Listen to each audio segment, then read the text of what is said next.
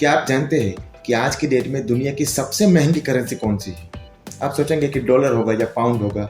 नहीं, आज की डेट में दुनिया की सबसे महंगी करेंसी है कुवैती दिनार। लेकिन क्या आप ये जानते हैं कि 1960 से पहले कुवैत या जितने भी खाड़ी देश थे या जितने भी यूनाइटेड अरब एमिरेट्स या सऊदी अरबिया, इन सारे देशों में खुद की करेंसी थे ही नहीं।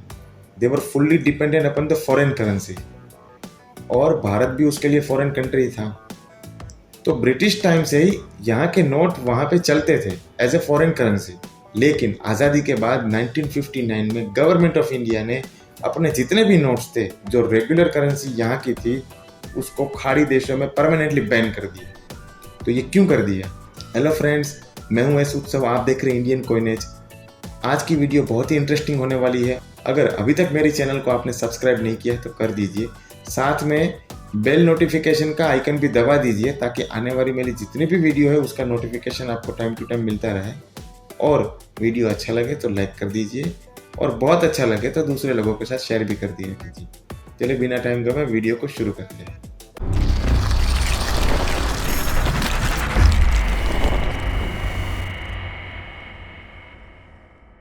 जैसे मैंने आपको बताया कि 1959 में गवर्नमेंट ऑफ इंडिया ने अपनी जितनी भी करेंसी थी उसको खाड़ी देश में बैन कर दिया।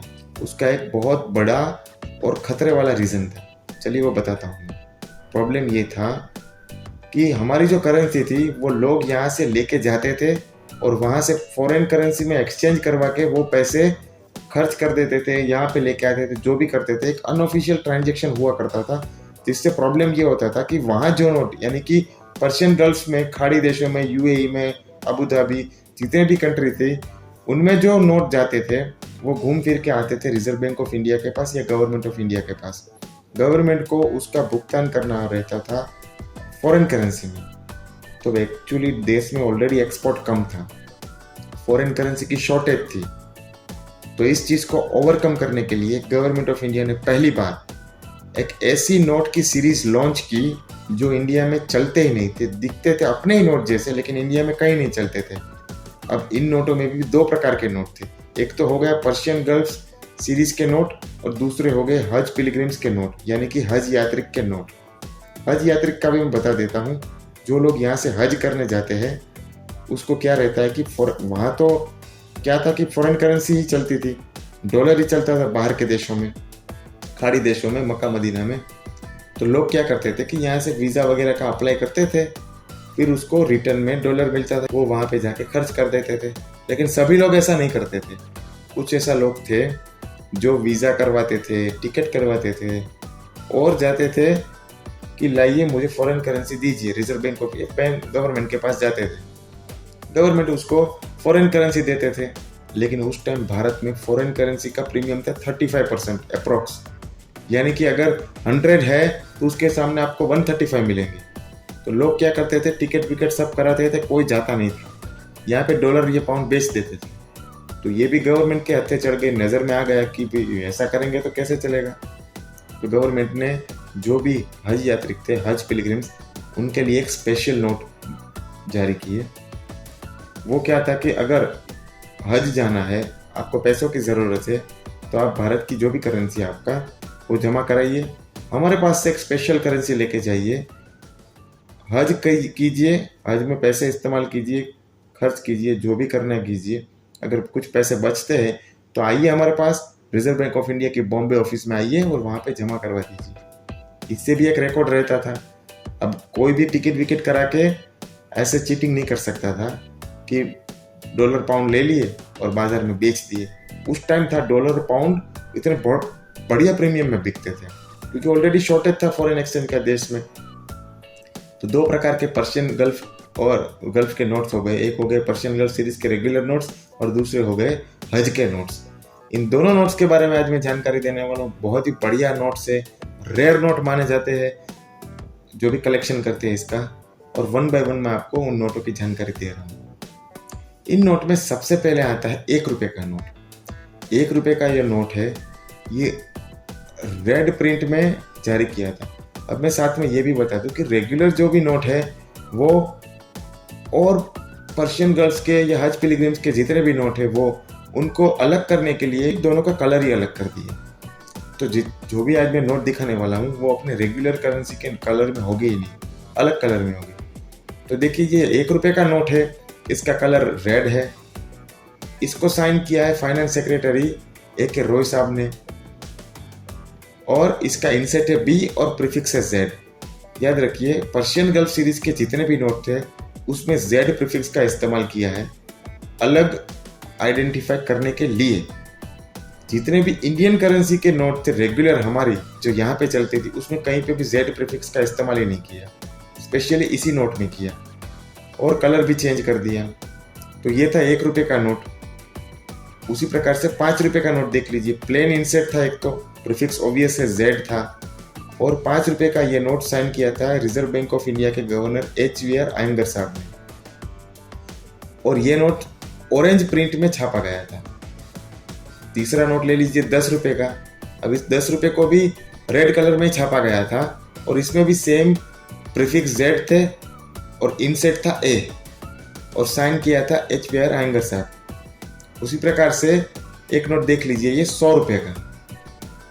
इस 100 रुपये में भी same plain inset Z prefix sign किया है HVR आयंगर साहब ने, और इस नोट का कलर था ग्रीन।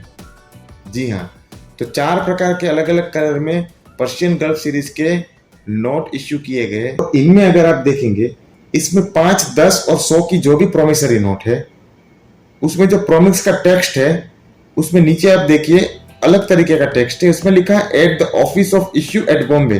अब इसका क्या मतलब होता है, रेगुलर हमारे जितने भी नोट है उसमें क्या लिखा होता है, eight any office of issue, जबकि यहाँ पे लिखा हुआ है at the office of issue at Bombay. इसका मतलब ये होता है कि अगर आप फॉरेन ट्रैवल कर रहे हैं खाड़ी देशों में, तो फॉरेन ट्रैवल करके जब वापस आएंगे तब भी ये नोट अगर आपको एनकैश करवाना है तो Bombay office, reserve bank of India की बॉम्बे ऑफिस में ही जाना होगा। और अगर जितने भी खाड़ी देश है उसको भी ये नोट एनकैश करवाना है तो भी रिजर्व बैंक ऑफ इंडिया की बॉम्बे ऑफिस में ही जमा करवाना होगा। हालांकि उस टाइम गवर्नमेंट ने क्या किया था कि अपने कुछ रिजर्व बैंक ने अपने कुछ ऑथोराइज्ड एजेंट भी रखे हुए थे, लेकिन इसमें at any office of issue नहीं है, at issue of Bombay office है।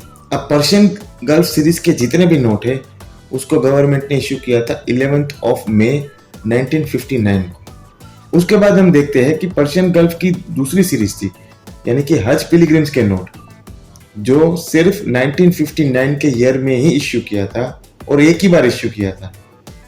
ये नोट है वो स्पेशली जो हज यात्रिक थे उसको ही दिया जाता था, उसका रीजन मैंने अलग से आपको बताया। तो उन नोटों को भी वन बाय वन देख लेते हैं। तो जो हज पिलग्रिम्स के लिए जो नोट बनाए उनमें सिर्फ 2 नोट को ही छापा गया, एक है 10 रुपये का और दूसरा है 100 रुपये का।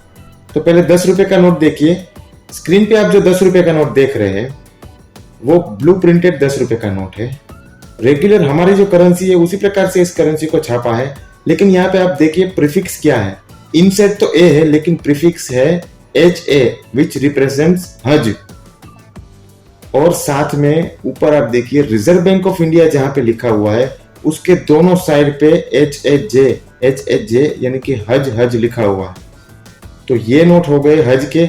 इसी तरीके से 100 रुपये का ये नोट देख लीजिए, 100 रुपये का ये नोट है, ये रेड कलर में प्रिंट हुआ है, इसमें भी red reserve bank of India के बोथ साइड आप देख लीजिए HHJ लिखा हुआ है, और इन दोनों नोटों को साइन किया है HVR आयंगर साहब, और दोनों नोटों की प्रीफिक्स भी HA है विच रिप्रेजेंट्स हज।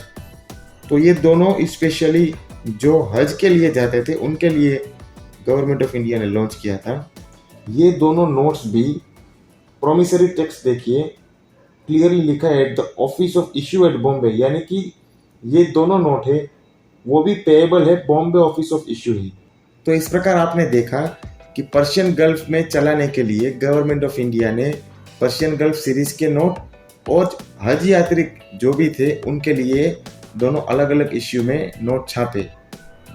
हज के जो भी नोट थे वो छपे 3 मई 1959 को। तो इस तरीके से गवर्नमेंट ने फॉरेन एक्सचेंज की कालाबाजारी, फॉरेन एक्सचेंज का मिसयूज रोकने के लिए अलग प्रकार के नोट छापे, और ऐसा पहली बार हुआ, इसके पहले या इसके बाद ऐसा कुछ हुआ ही नहीं।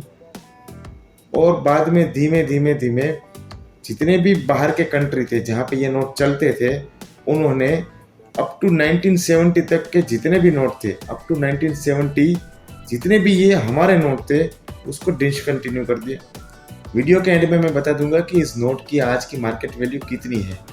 अगर वीडियो बहुत अच्छा लगा है तो वीडियो को लाइक कर दीजिए, रोचक जानकारी लगी तो चैनल को सब्सक्राइब कर दीजिए, और ऐसी आगे जानकारी चाहिए तो इस वीडियो को शेयर करके मुझे थोड़ा मोटिवेट कीजिए, ताकि मेरी आने वाली वीडियो में जितना भी कंटेंट हो वो बेहतर से बेहतर हो। आज की वीडियो में इतना ही। जाते जाते इस सारे नोट का प्राइस देख के जाइएगा। Thank you so much.